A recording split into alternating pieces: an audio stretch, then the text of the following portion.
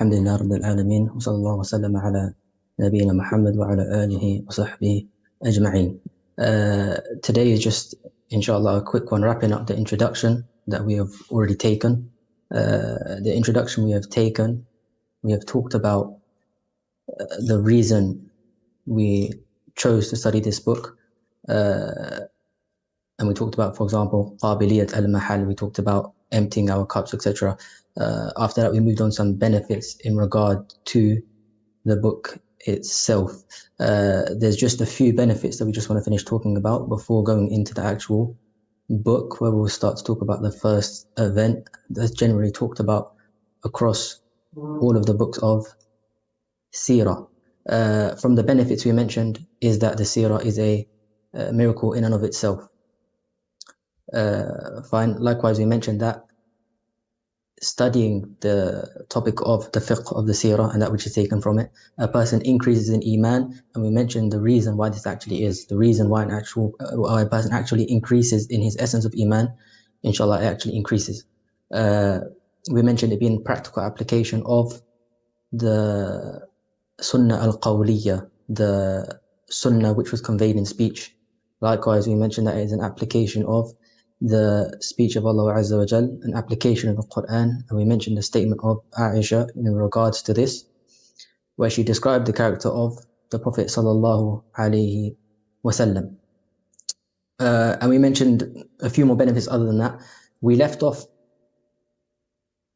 talking about the fact that when you study the seerah, it allows you to distinguish between the many different calls and da'was that are out there. Especially for newly practicing people, you find that there's a lot of confusion in terms of which, you could almost call it, strand of Islam does a person go down. Every sort of strand that's out there is calling to be upon the truth. And when a person studies the seerah and the way that the Prophet ﷺ gave da'wah, that which the companions of the Prophet ﷺ were upon, then it enables them to distinguish between these different calls, between these different strands of Islam.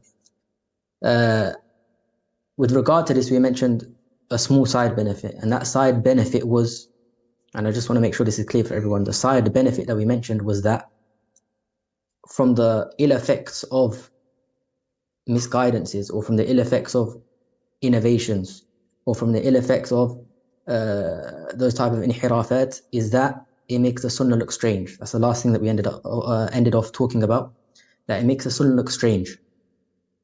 And we mentioned some examples of this. I believe we only got through one at that time. From the examples of this is the fact that we mentioned the example of, for example, what they call ashab al-da'wah, what they call at-tabligh. And we mentioned that overall, a person wouldn't advise someone to become part of such a group or party for specific reasons, without getting into them now. However, we mentioned that just because those slight negative reasons exist, it doesn't mean that a person attribute everything that a person is upon to such reasons. It doesn't mean that everything that a person now is known for becomes negative. And we mentioned an example of that is akhlaq, that they are known to call to good manners, good etiquette, and they're known to have amazing manners. And this is something that is from Islam and is from the Sunnah. So now this doesn't become now something that is advised away from. Fine. From the examples of this is, you have a group of people who may go to extremes in, for example, the issue of takfir. For example, the issue of takfir. And from those people, and those people that fall into this are known to call to the Sharia. They are known to call to the application of the Sharia. The application of Sharia law is what you will hear often. Fine, and the application of it. And so the term Sharia is almost it's something that's shouted aloud in their da'wah. Fine. So now, because a person now veers away from them due to other issues that they may have, it doesn't mean that a person now attributes any call for the application of the Sharia of Islam to be applied. Is everyone with me? And we mentioned that Sharia is something that every Muslim should want. Every Muslim should want the Sharia. This is something that is sought after within Islam. Fine. So there's no problem at all in a Muslim saying that they want Sharia. Likewise, with the same group, you could argue that there's an issue or a stigma around the term jihad. There's an issue or a stigma around the term jihad. And why is that? Because of the issues that some people have or have created in regards to that which is understood when the term is heard. Fine. But a Muslim who is aware and understands these issues should know that the term jihad in the Islamic term is from Islam and it's legislated, rather, again, it's sought after. So just because a person now warns from a certain group and that certain group attributes to X, Y, and Z, it doesn't mean all of X, Y, and Z now is warned from or now is advised away from. Is everyone with me? Does everyone understand this point clearly? Fine, rather, the Prophet ﷺ said, رَأْسُ الْأَمْرِ إِسْلَامِ رَأْسُ الْأَمْرِ إِسْلَامُ وَعَمُودُهُ الصَّلَاةِ وَذِرْوَةُ سِنَامِهِ الْجِهَادِ. Fine, as it comes in even the Arba'in of Imam Nawawi, that the Prophet ﷺ said, the head of the affair is Islam. The head of all affairs is Islam. And the pillar of what he means is the deen, and the pillar of it is the salah. And the peak, the peak of it is al-jihad. And so jihad is something sought after without a shadow of a doubt. And it's something praiseworthy. And it's one of the best forms of worship a person can do. Fine. And if we think about if the Sahaba themselves didn't engage in jihad, then, and they were better than us, and they were more virtuous than us, and they had more khushu than us, we wouldn't have what we have today, which is the Islam that we have today would not be here. So the issue of jihad also is a big one, in that you find a stigma around it whereby it even being taught in terms of its fiqh is taught very rarely these days. You'll rarely find a Muslim who understands the fiqh of such affairs. Fine. And so we'll end with this on the examples of this issue. The point of all of these examples is what is that the seerah, when you look at it like this, it teaches you how to differentiate between these issues. It teaches you how to distinguish between, okay, this call may be incorrect, but there's parts of it that can be taken as parts of it that are from Islam, that are sought after within Islam. And so this is extremely important for any Muslim to understand. Fine, especially when we talk about the methodology or the manhaj of the Salaf and what they were upon, then it's extremely important to understand this from looking at the seerah of the Prophet sallallahu alaihi wasallam. From the benefits of the seerah is that it teaches us those qualities and those attributes, fine, those characteristics that the Salaf, the companions of the Prophet, the first 3 generations, it teaches us the qualities that they had. It teaches us those qualities that were specific to the companions. It teaches us how the Prophet ﷺ nurtured them, fine, and raised them upon such characteristics. Fine? And this is what increases us not only in love for the Prophet ﷺ, furthermore, it increases us in love of the companions. Fine. So this is also extremely sought after. Fine. Likewise, from the benefits of studying the seerah is that when you study the seerah, it's as if you're living amongst the companions. It's as if you're living amongst them in their time. Fine. You're living amongst the companions. You're living amongst the best of mankind. Fine. When we go through the mawadi', the subjects, and the what happened from the events that happened, from that which occurred, from that which brought them happiness, we become happy. We feel that happiness as we talk about it, as we study it, as we look into what occurred. Likewise, on the opposite side, when you see that which afflicted them from sadness, that which afflicted them from hardship, that which they had to be patient upon, then likewise a person feels sadness. So a person feels happiness for their happiness, and a person feels sadness for their sadness. Fine? And we can all understand that when a person, the longer a person's companionship with someone, the longer a person befriends someone and stays with them, fine, through their good and their bad, then this length, this period, the longer a person does that, it strengthens the bond between them. We all understand, so I believe that the longer a person spends time with someone through their thick and their thin, as they say, then it strengthens the bond between those two people. Fine. So this again is an extremely strong benefit from studying the fiqh of the seerah. Likewise, the seerah, we have to understand that the seerah is enjoyment for the believer. When a believer studies the seerah of the Prophet ﷺ, he finds enjoyment, he finds pleasure. Fine? And this is logical. Why? Because we look at people of that which is on the opposite side. We look at people of fisq. Fine? We look at people that fall into fawahish, that fall into that which is evil. We look at such people, find enjoyment in such fahisha. Is everyone with me? Such people, whether it be the films that they watch, the sins that they do, the music that they listen to, we watch such people enjoy that which they do. Ahlul Fisq, they have a type of enjoyment from that which they engage in. So likewise, a mu'min, a Muslim, a believer, he finds enjoyment in studying the seerah. He finds enjoyment in reading about the companions of the Prophet ﷺ. He finds enjoyment about reading into the life of the Prophet ﷺ. And every soul, is inclined to that which suits it. Every soul is inclined to that which suits it. So just like Ahlul Fisq are inclined to that which suits them from sins and desires and whatnot and evil, then likewise the believers are lean towards and inclined towards that which is good, that which is khair. Fine. We mentioned previously that when you study the fiqh of the seerah, we learn about the rules of revelation. We mentioned this already, the rules of revelation. And the rules of revelation are extremely important, especially when it comes to the issue of abrogation. The issue of abrogation, for example, the stages that alcohol went through, etc., and many other affairs in regard to rulings and regulations where things may have been abrogated. Fine, this is extremely important for such affairs. Linked to that is the issue of fiqh, the issue of Islamic jurisprudence. Fine, many issues of Islamic jurisprudence can be extracted from looking into the seerah.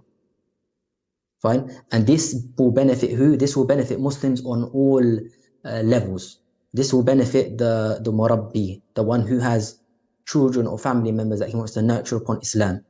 This will benefit the leaders, the imams.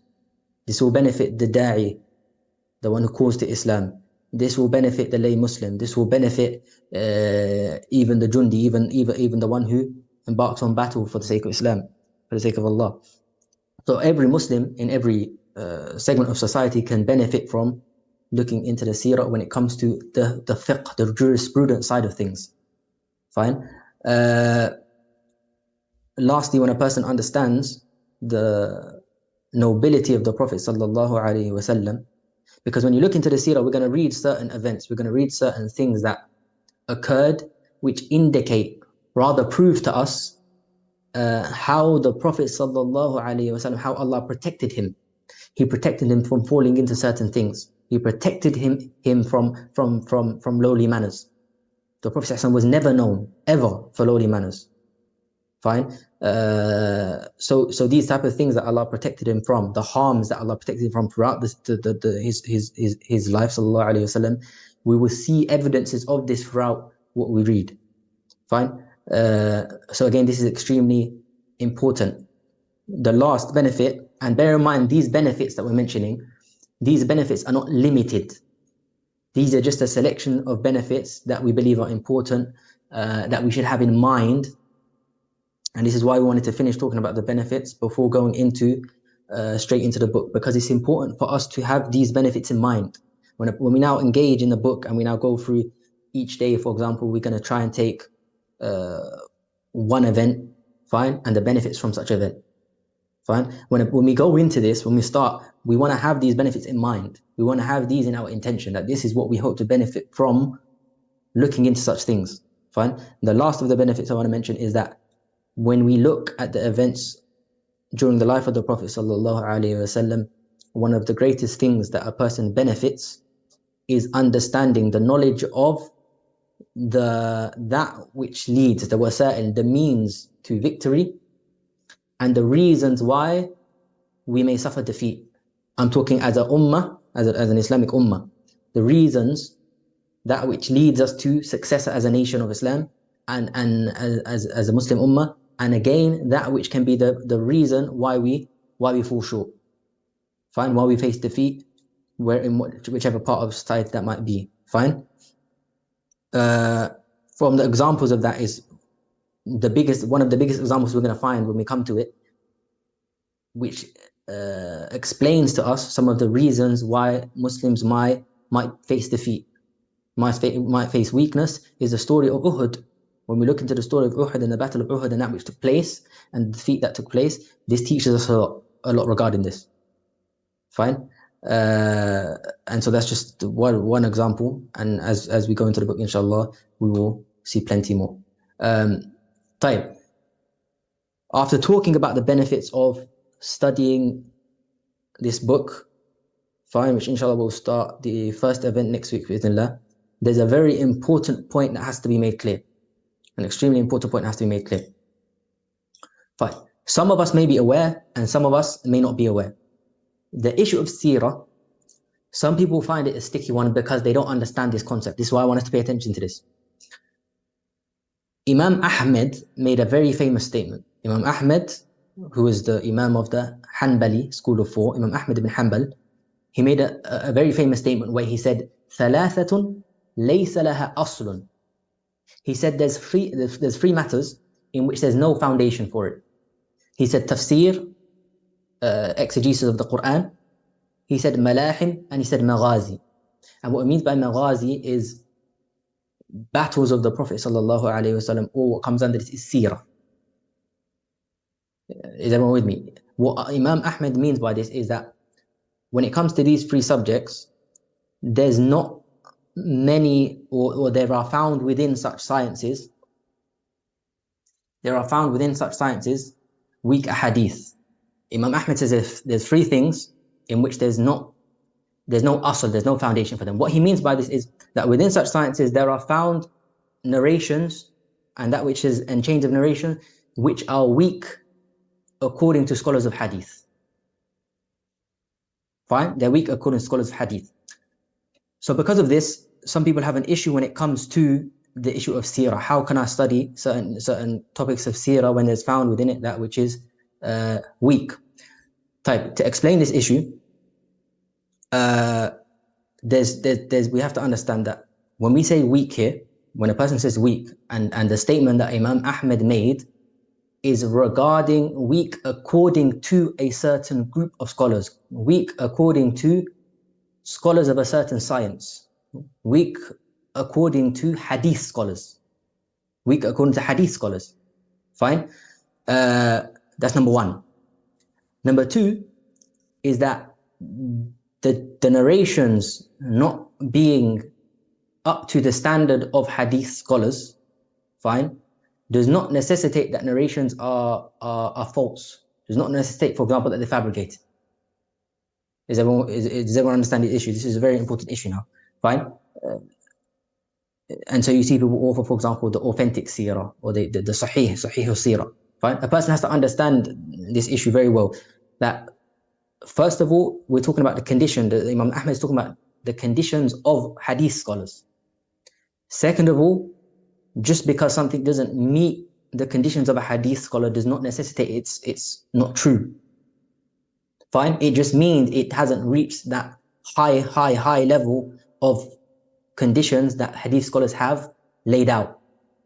Fine? And they're very strict. Hadith scholars are very strict. Why? Because we're talking about statements that are attributed to the Prophet sallallahu alaihi wasallam. Aslahtum. So now, how do we, as people who now want to go into studying the seerah, how do we enact with the possibility of there being such narrations, fine, that may not be up to the standard of hadith scholars? Fine, when it comes to the seerah, how do we maneuver when it comes to this?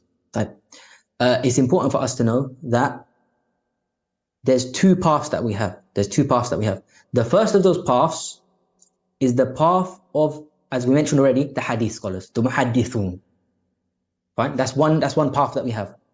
And the second path that we have is the path of historians, Islamic historians. They call them akhbariyun or mu'arrikhun. Fine, those who have written in regard to Islamic history and that which took place. Fine, there's a difference. Hadith scholars and those which were known to be writers of Islamic history. Fine, those are the two paths that we have. Fine. So what we say is, number one, as we mentioned, just because the conditions of hadith scholars are not met, it doesn't necessitate a lie or a fabrication or something isn't true. Fine, it just means that it's not up to their conditions. Number two, which is very, very important, is that there are chains of narration, there are reports, there are stories, there are events, there are things that we're going to come across, fine, where they don't meet the conditions of those hadith scholars. However, they're what we call, and even within the hadith science, they're called mustafid. Fine? Mustafid means they are events, they are happenings, they are stories which have been spread so widely and transmitted from one person to one person, so much from generation to generation to generation, fine, that the ummah as a whole has accepted them. As in, there's no specific chain which, so for those of you who've done the previous lesson, do you understand what we mean by chains of narration and narrators and one person narrating from another person, narrating from another person, narrating from another person? There's no specific chain like this, person to person to person to person, which meets the conditions of hadith scholars that have met us. However, there's a widespread spreading and transmission of such reports, of such stories, of such happenings throughout the ummah from generation to generation. Is everyone with me? This is what we call, what they say is regarding these events, that the chain of such events is the chain of the ummah.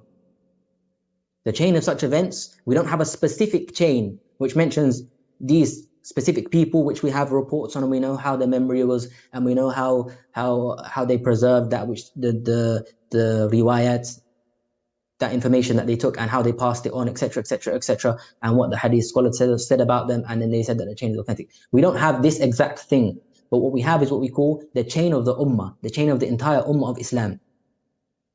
Fine? They say something which the entire ummah has accepted.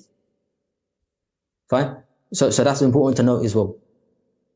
Fine? And that's many of these events, or the events where there's no specific chain according to that which the hadith scholars have specified. Many of these events come under this. They come under the fact that they are mustafid. They are that which has been transmitted from generation to generation. Type. So the best way that we see fit, and which is what many scholars of Islam have utilized in their way of authoring within the subject topic of Seerah. Fine? What is the method that they have used? The method is as follows. The method is that they start by first, they build a foundation. They build a foundation of they want to write and author within the Seerah. So what they do is they build a foundation.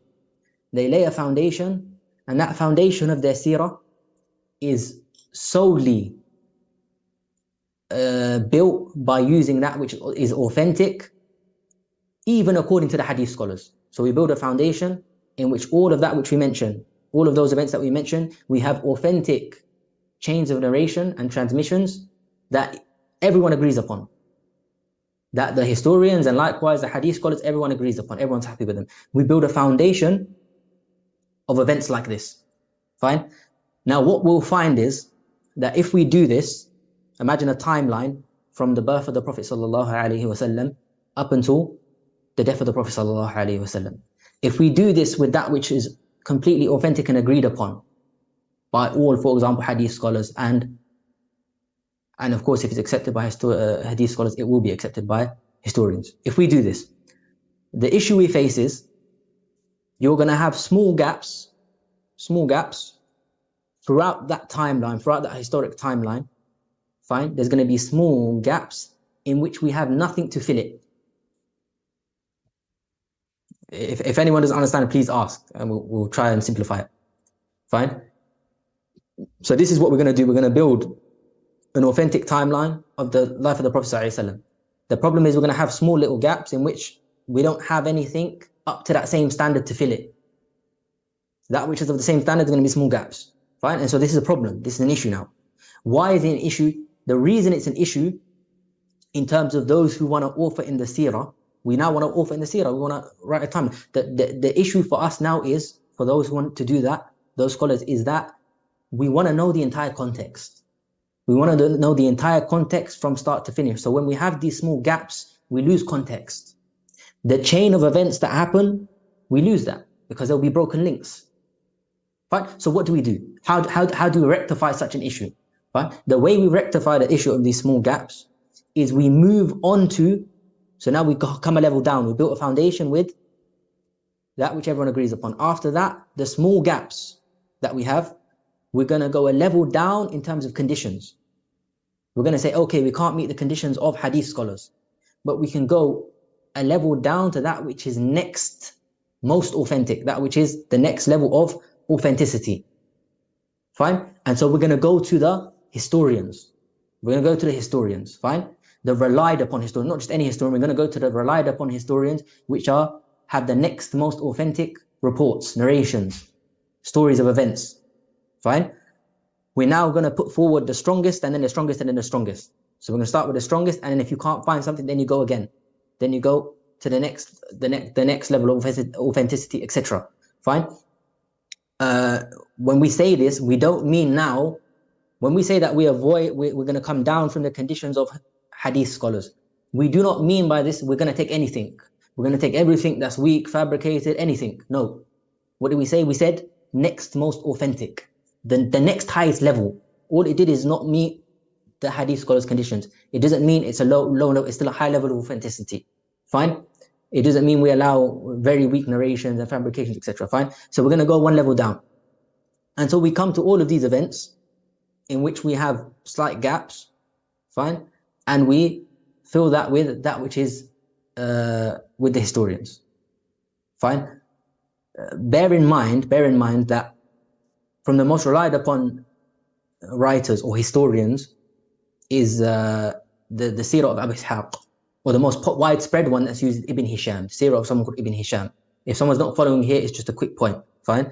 The most widespread is the Seerah of Ibn Hisham. Ibn Hisham is he wrote a summary of the Seerah of Abu Ishaq, fine? Abu Ishaq is from the students of Imam Zuhri, of Imam al-Zuhri, fine? Who was a hadith scholar, and he's from the contemporaries of Imam Malik. Fine, so we're not talking about the sources now far away. No, the source is still from the early times of Islam. The source is right there from the early generations, fine? Even the historical sources that we're going to go to after building our foundation, it's still from an extremely strong source from the early times of Islam, fine? So this is what I wanted to clarify in terms of, this is how we're now going to build. This is how the scholars of Islam, many of them, not all of them, this is how they build their picture of seerah. Fine? And anything that comes too low in terms of authenticity, then they discard, they don't include. Fine? There's 2 points in addition to this. In addition to this, there's two points when we said this. Fine? Because this point of when a person hears weak according to muhaddithun, it causes some issues. So we want to make this clear. With all that we have said, we're going to add 2 more points. The first is that which we already mentioned, is that we said the most authentic, and then the next most authentic, and then the next most authentic. That's number 1. Number 2 is that those gaps that we filled with anything which is below the conditions of hadith scholars, the small gaps that we filled with that which is a bit lower, fine?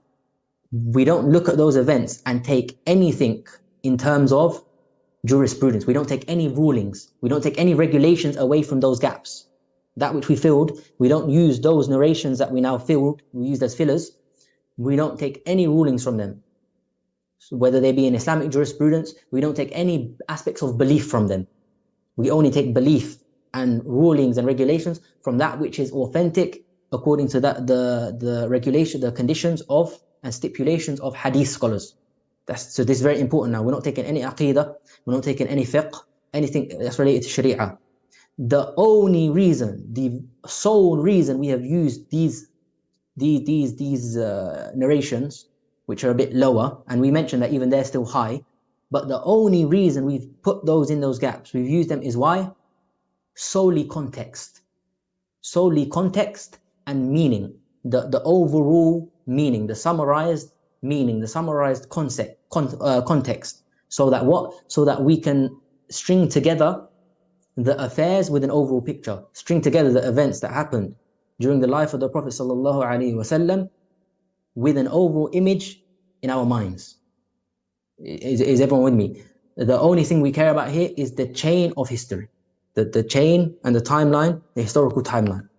Fine. So I hope this is clear when it comes to the issue of people mentioning that some weak narrations or some things that aren't up to the level of sahih according to hadith scholars are found within the seerah. It's very important to understand this, and a person tries to look for books and material that is written by scholars which go along this framework.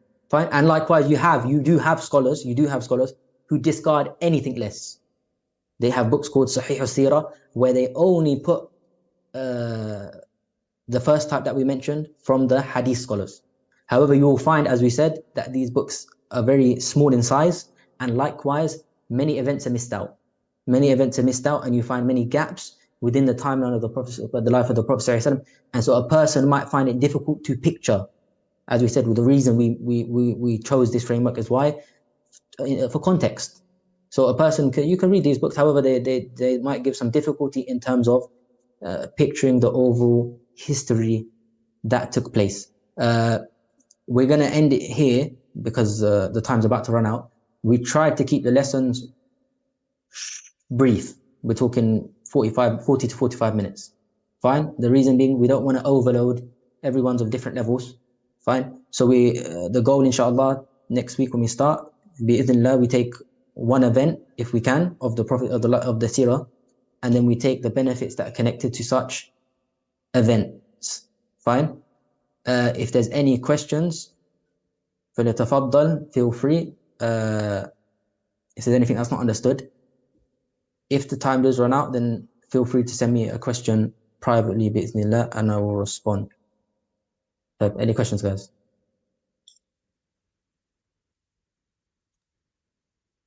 Nope. Tamam, I think that was a no. Tamam. طيب, inshallah, we'll leave it there, and I will see you guys next week, بإذن الله تعالى. Assalamu alaikum wa rahmatullahi wa barakatuh, wa jazakum Allahu khaira.